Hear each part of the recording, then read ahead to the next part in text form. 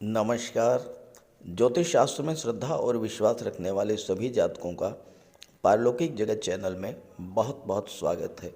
13 फरवरी 2023 प्रातः 4:53 पर ग्रहों के राजाधिराज भगवान भुवन भास्कर सूर्यदेव मकर राशि को छोड़कर शनिदेव की मूल त्रिकोण राशि कुंभ राशि में प्रवेश करेंगे और 15 मार्च 2023 तक कुंभ राशि में ही गोचर करेंगे। ज्योतिष शास्त्र में सूर्य और शनि को एक दूसरे का नैसर्गिक शत्रु माना गया है। हालांकि 7 फरवरी से 27 फरवरी तक बुध का भी गोचर कुंभ राशि में रहेगा और बुध यहाँ पर सूर्य और शनि के बीच की दूरियां कम करने में मध्यस्थ की भूमिका में रहेंगे। लेकिन 27 फरवरी से 15 मार्च के बीच पूरे 16 दिन तक दो प्रबल शत्रु ग्रह एक दूसरे के साथ युति बनाकर गोचर करेंगे। तो इस युति के बनने का क्या प्रभाव पड़ेगा समस्त चराचर जगत पर, समस्त मानव जाति पर, इसी का विश्लेषण करेंगे इस वीडियो में। फिर हम चर्चा करेंगे सूर्य शनि की इस युति के बनने का मीन राशि के जातकों के जीवन पर क्या प्रभाव पड़ेगा। यह विश्लेषण आपकी चंद्र राशि के आधार पर किया जा रहा है और वीडियो के अंत में मैं आपको सूर्यदेव के उपाय भी बताऊंगा। दूसरी बात, मेरा व्हाट्सअप नंबर आपको डिस्क्रिप्शन बॉक्स में मिल जाएगा, लेकिन इस नंबर के अलावा कमेंट बॉक्स में दिए गए किसी भी नंबर पर भूल करके भी कांटेक्ट मत कीजिएगा, आपके साथ फ्रॉड हो सकता है। तो पहले समझते हैं सूर्य और शनि की युति के प्रभाव के बारे में। किसी भी जातक की कुंडली में सूर्य और शनि की युति तब बनती है जब दोनों ही ग्रह कुंडली के किसी भी भाव में एक साथ गोचर करें।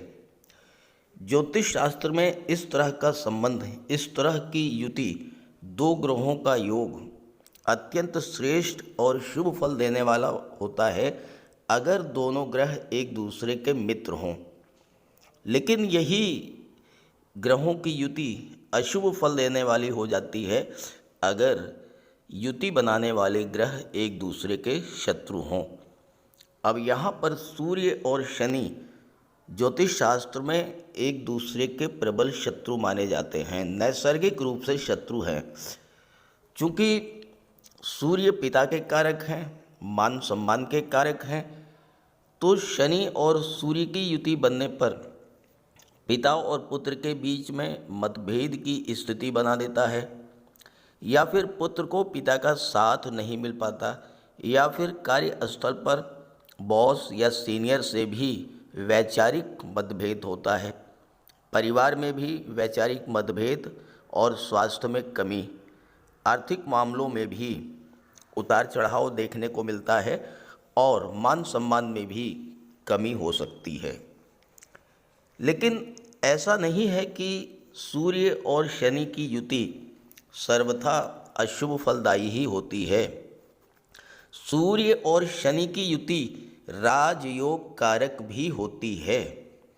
जो कोई जातक शासन प्रशासन, राजनीति, न्यायिक सेवा या विदेश सेवा में उच्च पदों पर हैं, या जो जातक जीवन में हाई स्टेटस पर हैं, उच्च पदों पर हैं, चाहे वो कोई भी क्षेत्र हो, व्यापार हो, चिकित्सा हो, गेम्स, स्पोर्ट्स हो, एजुकेशन हो, न्यायपालिका हो, पुलिस प्रशासन या अन्य कोई क्षेत्र, उनकी जन्म कुंडली में कहीं न कहीं या तो सूर्य शनि की युति होती है, या सूर्य शनि का दृष्टि संबंध बनता है, या सूर्य और शनि एक दूसरे से त्रिकोण पर होते हैं, नवम पंचम का योग बनता है। शासन प्रशासन, राजनीति, किसी भी अन्य क्षेत्र में उच्चतम पद प्राप्त करने के लिए कुंडली में सूर्य या शनि का संबंध होना आवश्यक है। किस वजह से ये संबंध राजयोग कारक होता है, आप ये समझें। किस तरह से ये संबंध व्यक्ति को बुलंदियों पर पहुंचा देता है, ये आप समझें। सूर्य क्या है? सूर्य है तेज, प्रकाश। सूर्य है शासन प्रशासन, राजनीति। सूर्य है रॉयल स्टेटस के कारक, अथॉरिटी और पावर के कारक। सूर्य हमारी आत्मा, दाहिने नेत्र के कारक हैं। शनिदेव क्या है? शनिदेव हैं बड़े भाई के कारक, ताऊ के कारक, प्रोफेशन और लाभ के कारक, दशम भाव और एकादश भाव के कारक। शनि परिश्रम, लगन, हार्डवर्क और जीवट के कारक हैं। शनि अनुशासन और टाइम की पंक्चुअलिटी के कारक हैं। जब शनि और सूर्य का संबंध बनता है तो ये गवर्नमेंट जॉब, शासन प्रशासन, पावर, अथॉरिटी, हाई स्टेटस का कारक बन जाता है। जब तक शनि के हार्डवर्क, अनुशासन, लगन और कर्मशीलता पर सूर्य के बल, तेज और प्रकाश का प्रभाव नहीं पड़ता है, तब तक वह व्यक्ति किसी तरह के गवर्नमेंट जॉब में उच्च पद को प्राप्त कर ही नहीं सकता। तो क्योंकि सूर्य शासन प्रशासन के कारक हैं, तो ऐसा जातक शनि की परिश्रम क्षमता, अनुशासन, टाइम की पंक्चुअलिटी और सूर्य के प्रभाव के बल पर IAS, IPS, IFS, civil services में उच्च पद धारण करता है। हालांकि यहाँ पर 7 फरवरी से 27 फरवरी के बीच बुध का भी गोचर है। बुध सूर्य और शनि दोनों के मित्र हैं। शनि सूर्य के बीच बुध मध्यस्थ की भूमिका में रहेंगे। बुध को बुद्धि, इंटेलिजेंस, तर्क शक्ति, वाक शक्ति के कारक माना गया है, तो इसका भी आपको लाभ मिलेगा। खास करके व्यापार के क्षेत्र में, विदेशी व्यापार के क्षेत्र में विशेष सफलता देने वाला होगा ये त्रिग्रही योग। आईटी सेक्टर, कंप्यूटर कम्युनिकेशन के क्षेत्र में प्रशासन या मैनेजर के रूप में विशेष सफलतादायक होगा ये त्रिग्रही योग। हालांकि स्वास्थ्य संबंधी जैसे कि नेत्र कष्ट है, हाई ब्लड प्रेशर है, एंजाइना पेन है या शरीर से संबंधित आर्थराइटिस है, जोड़ों में दर्द, घुटनों में दर्द, पिंडलियों में दर्द, इस तरह की समस्याएं पैदा हो सकती हैं। तो स्वास्थ्य का विशेष ध्यान रखें। और जो भी जातक गवर्नमेंट से, सरकार से, शासन प्रशासन या राजनीति से संबंध रखते हैं, उनकी कुंडली में शनि और सूर्य का संबंध कहीं न कहीं अवश्य बनता है। और ये संबंध किसी भी जातक की कुंडली में बने तो राजयोग कारक भी होता है।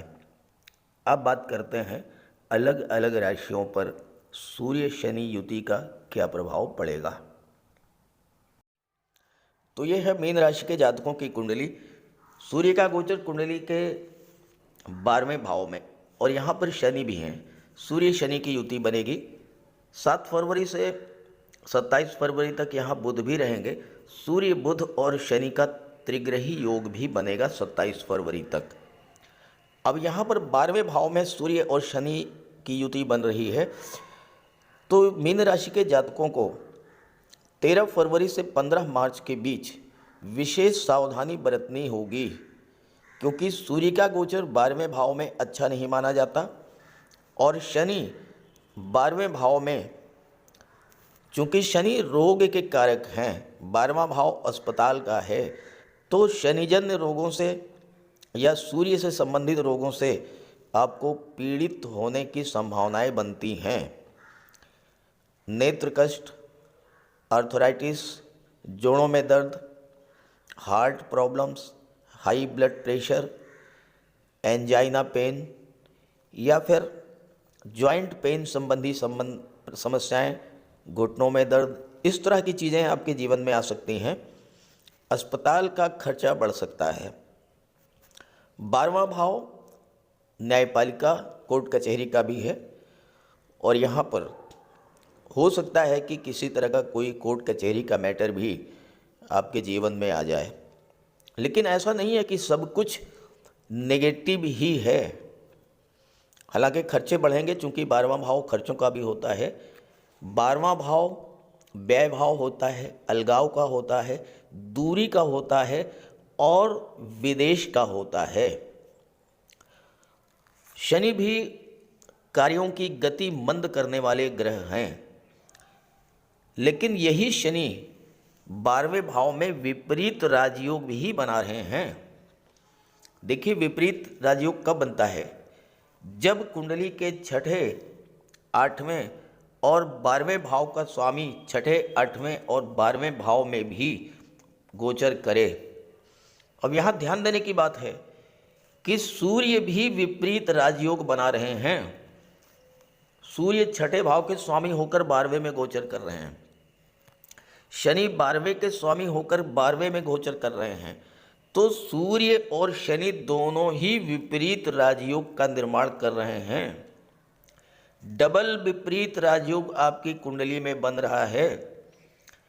तो अगर आपने खर्चों पर नियंत्रण रखा, स्वास्थ्य का विशेष ध्यान रखा और किसी के लड़ाई झगड़े में आपने कोई मध्यस्थता नहीं की, तो सूर्य और शनि का यही गोचर आपको बहुत बड़ा लाभ देने वाला भी होगा, क्योंकि गुरु और शुक्र जो कि धन के प्रबल कारक हैं, वो आपके लग्न भाव में गोचर कर रहे हैं। यहाँ सूर्य और शनि का विपरीत राजयोग आपको विदेशों से धन प्राप्ति का मार्ग प्रशस्त करेगा। शनि लाभ के भाव के स्वामी होकर के विपरीत राजयोग बना रहे हैं, सूर्य छठे भाव के स्वामी होकर विपरीत राजयोग बना रहे हैं। सरकारी नौकरी का प्रबल योग बनेगा, खास करके विदेश सेवा में जाने का प्रबल योग है। यहाँ पर बुध हैं जो कि बुद्धि के कारक, इंटेलिजेंस के कारक, कम्युनिकेशन के कारक, बुध मार्केटिंग और इंश्योरेंस के क्षेत्र के कारक हैं। बुध आईटी सेक्टर, कंप्यूटर और कम्युनिकेशन के कारक हैं। और जब बुध और सूर्य की युति 12वें भाव में बन रही है, तो आपको मैनेजमेंट के क्षेत्र में, आईटी सेक्टर में, कंप्यूटर के क्षेत्र में, किसी विदेशी कंपनी में, किसी मल्टीनेशनल कंपनी में सरकारी नौकरी प्राप्त करने का भी प्रबल योग बनेगा। यहाँ पर बुध तीसरे भाव के स्वामी हैं, सूर्य का बल बुध के पास है, शनि की परिश्रम करने की क्षमता बुध के पास है। तो आप अपने बुद्धि बल से, अपने परिश्रम करने की क्षमता से और धन के प्रभाव से चतुर्थ भाव की चीज़ें भी प्राप्त करेंगे। चतुर्थ भाव क्या है? प्रॉपर्टी, वाहन, ज़मीन, प्लाट, मकान, तो ये चीज़ें भी आपको मिलेंगी। शनि की तीसरी दृष्टि धन के भाव पर पड़ेगी। शनि विपरीत राजयोग बना रहे हैं आपकी कुंडली में। धन का संचय भी होगा, धन का निवेश भी होगा। सूर्य और शनि का विपरीत राजयोग का पहला प्रभाव तो यही होगा कि 12वें भाव के अशुभ प्रभावों को शुभ प्रभाव में बदल देंगे। यहाँ पर लग्न भाव में देवगुरु बैठे हुए हैं, आपके व्यक्तित्व में एक बड़ा परिवर्तन लाएंगे। आपकी जो लापरवाही की, टाल मटोल की, उदासीनता और आलस्य की प्रवृत्ति है, उसमें भी बहुत बड़ा सुधार आएगा। आपकी कार्यशैली में सुधार आएगा, कर्मशीलता बढ़ेगी, अनुशासन और टाइम की पंक्चुअलिटी को आप अपने जीवन में लाएंगे और इन सब का लाभ आपको मिलेगा। हालांकि 12वें भाव में सूर्य और शनि हैं, तो आप अपने आप को अपडेट करें, नेगेटिव थॉट से अपने आप को बचा करके रखें, अपनी सोच को सकारात्मक करें और ये कार्य सूर्य और बुध करेंगे। सूर्य और बुध आपकी ज्ञान, बुद्धि, विवेक को जागृत करेंगे, कार्य के प्रति सोच को सकारात्मक रखेंगे। और चूंकि सूर्य तेज, प्रकाश और बल के कारक हैं, तो आप कार्य क्षेत्र में नए उत्साह के साथ आगे बढ़ेंगे। देखिए, शनि ही अकेले आपके जीवन को प्रभावित नहीं करेंगे, आपके लग्न भाव में गोचर कर रहे गुरु और बुध का भी बहुत बड़ा प्रभाव इस टाइम पीरियड में होगा, क्योंकि 15 फरवरी से शुक्र और गुरु की युति भी बनेगी। शुक्र है धन वैभव लग्जरी और कंफर्ट के कारक। देवगुरु हैं धर्म अध्यात्म के कारक। अब यदि जीवन में धन वैभव भी हो, सुख सुविधा के साधन भी हो और मन से आप धार्मिक स्वभाव के हों, धर्म अध्यात्म ईश्वर में आपकी आस्था हो, तो बहुत सारी चीज़ें तो आपको स्वतः ईश्वर की कृपा से ही प्राप्त हो जाती हैं। और सूर्य और शनि 12वें भाव में हैं। 12वां भाव धर्म अध्यात्म का भी होता है, तो आपके मन को स्वाभाविक रूप से धर्म अध्यात्म की भी ओर मोड़ देंगे। और जितना अधिक आप धर्म अध्यात्म से जुड़ेंगे उतना ही अधिक आपको लाभ भी मिलेगा। सूर्य शनि के विपरीत राजयोग का। गुरु और शुक्र विवाह संतान के कारक हैं, तो इस युति के बनने पर विवाह और संतान के भी योग बनेंगे। गुरु और शुक्र की युति आपको जीवन में संतुलन बनाकर चलना सिखाएगी। तो ऐसा नहीं है कि सूर्य और शनि का नेगेटिव इफेक्ट ही आप पर पड़ेगा, बहुत कुछ सकारात्मक परिवर्तन, सकारात्मक प्रभाव भी आपके जीवन पर पड़ेगा। क्योंकि जब विपरीत राजयोग बनता है तो व्यक्ति को बुलंदियों पर पहुंचा देता है। बस आपको ध्यान ये रखना है स्वास्थ्य का, खर्चों का और अपने व्यवहार का। अब बात करते हैं सूर्य की दृष्टियों के बारे में। सूर्य की दृष्टि कुंडली के पंचम भाव पर पड़ेगी और सूर्य छठे भाव पर पड़ेगी और सूर्य छठे भाव के स्वामी भी हैं। अब छठे भाव के स्वामी होकर के विपरीत राजयोग बनाएं तो इससे अच्छी स्थिति क्या होगी। छठा भाव होता है कंपटीशंस का, छठा भाव होता है नौकरी का। तो ये गोचर काल सूर्य का आपके लिए सरकारी नौकरी के मार्ग प्रशस्त करेगा। विशेष करके आप विदेश में किसी मल्टीनेशनल कंपनी में, प्राइवेट सेक्टर में आपको नौकरी मिल सकती है, विदेश में आप सेटल हो सकते हैं, हायर एजुकेशन के लिए भी विदेश जा सकते हैं। छठे भाव में सूर्य के प्रभाव को समझने के लिए आप पहले सूर्य को समझें। सूर्य आत्मा के बल के, तेज के, प्रकाश के कारक हैं। सूर्य पिता के कारक हैं। सूर्य मान सम्मान पद प्रतिष्ठा के कारक हैं। और यहाँ पर सूर्य 12वें भाव में गोचर कर रहे हैं, आपकी आध्यात्मिक रुचि को बढ़ाएंगे। यहाँ पर सूर्य आपके अंदर ईश्वर के प्रति, अपने पिता के प्रति, अपने गुरु के प्रति सम्मान करना सिखाएगा सूर्य आपको। 12वां भाव विदेश का होता है। सूर्य शासन प्रशासन विदेश सेवा के कारक हैं, छठे भाव के स्वामी हैं, छठे भाव पर दृष्टि डाल रहे हैं। तो ऐसे में आपको विदेशों में जॉब तो मिल ही सकती है। चूँकि बुध व्यापार के कारक हो करके 12वें भाव में हैं, तो विदेश से व्यापारिक संबंध भी आपके मधुर होंगे, मजबूत होंगे। विदेशी व्यापार को बल मिलेगा और विदेश से आपको धन की प्राप्ति होगी। सूर्य के कारण ही हमारे भीतर ऊर्जा का प्रवाह होता है। सूर्य अत्यंत बलवान स्थिति में आपकी कुंडली में गोचर कर रहे हैं, तो आपको जीवन में सभी लक्ष्यों की प्राप्ति करा देंगे। खास तौर से मेडिकल और सर्जरी के क्षेत्र में आप विदेश जाना चाहते हैं, बहुत उपयुक्त समय है। सूर्य के कारण आपकी प्रतिभा और नेतृत्व क्षमता में वृद्धि होगी और राजनीति के क्षेत्र में भी सूर्य आपको बुलंदियों पर ले जाएंगे। छठा भाव रोगों का होता है, तो जैसा मैंने बताया आपको स्वास्थ्य का विशेष ध्यान रखना होगा। छठे भाव का सूर्य मैटीरियल गेन, धन संपत्ति, संपदा और वैभव के लिए अत्यंत श्रेष्ठ और शुभ होते हैं। तो ऐसे में आपको ननिहाल पक्ष से धन की प्राप्ति हो सकती है। आपके फ्रेंड सर्किल से आपको धन मिल सकता है।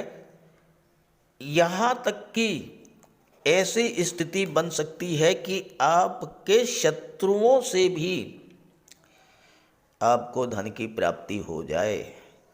सूर्य आपके इंट्यूशन पावर को में वृद्धि करेंगे, आपके छुपे हुए शत्रुओं की पहचान करा देंगे और विजय दिलाएंगे। सूर्य छठे भाव में आपको बहुत अच्छा प्रशासक बना देंगे, मैनेजमेंट के क्षेत्र में पारंगत बना देंगे और सरकारी नौकरी में खास करके अगर आप IAS IPS या सिविल सर्विसेज में हैं तो आपके मान सम्मान पद प्रतिष्ठा में वृद्धि करेंगे। अगर आप किसी विदेशी दूतावास में कार्य कर रहे हैं, फॉरेन एम्बेसी में कार्य कर रहे हैं, तो वहाँ भी आपको उच्च पद मिलेगा, मान सम्मान बढ़ेगा। तो इस तरह से सूर्य का गोचर आपकी कुंडली में कुछ मामलों में सावधानी बरतने का है और बहुत से मामलों में आपको लाभ देने वाला होगा। तो सूर्य के अशुभ प्रभाव से बचने के लिए आप सूर्यदेव की उपासना करें, सूर्यदेव का उपाय अवश्य करें। तो बात करते हैं सूर्य के उपायों पर। अगर अभी तक आपने सूर्यदेव का उपाय नहीं किया है तो अवश्य कीजिए।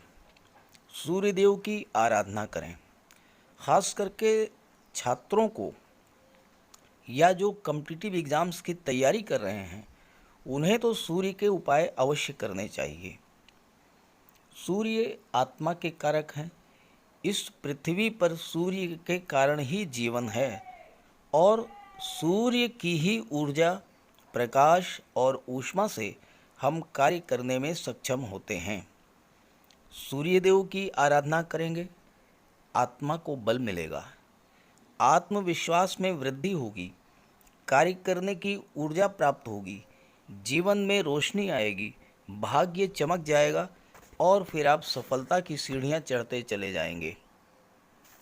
तो प्रातःकाल स्नान करते समय जल में लाल पुष्प या केसर डाल करके स्नान कीजिए। इसके बाद सूर्योदय से 1 घंटे के भीतर सूर्यदेव को अर्घ्य दीजिए। तांबे के लोटे में जल, अक्षत, लाल पुष्प, रोली, लाल चंदन ये डाल करके सूर्यदेव को अर्घ्य दीजिए।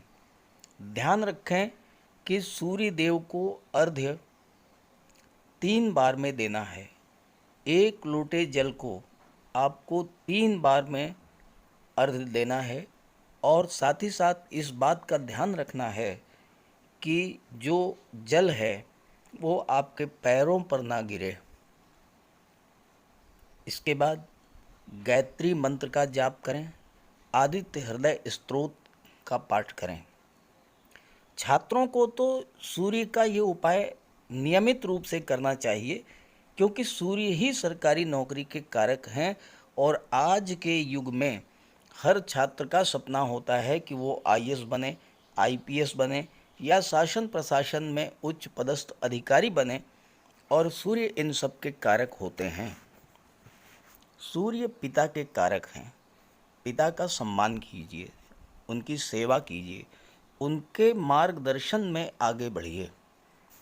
यदि किसी तरह का कोई विवाद भी है तो उसे भुला दीजिए और उन्हें किसी तरह का कष्ट तो बिल्कुल न दें।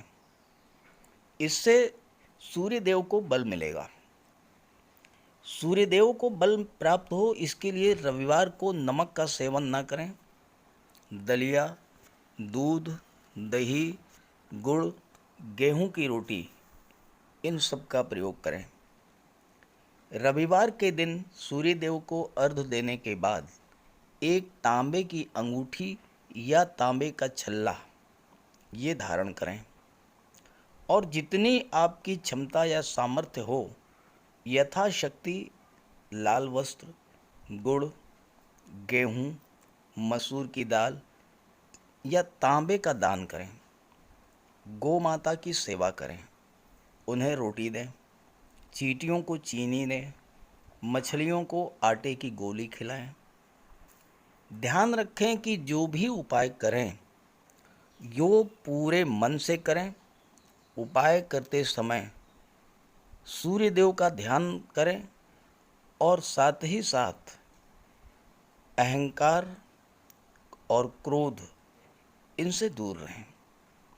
आप ये उपाय करके देखिए, जीवन में इतना बड़ा परिवर्तन आएगा कि आप कल्पना नहीं कर सकते। तो मेरी बात से सहमत हों तो उपाय शुरू कर दीजिए, और वीडियो अच्छा लगा हो तो अपने साथियों को, मित्रों को भी ज़रूर शेयर कर दीजिएगा। नमस्कार।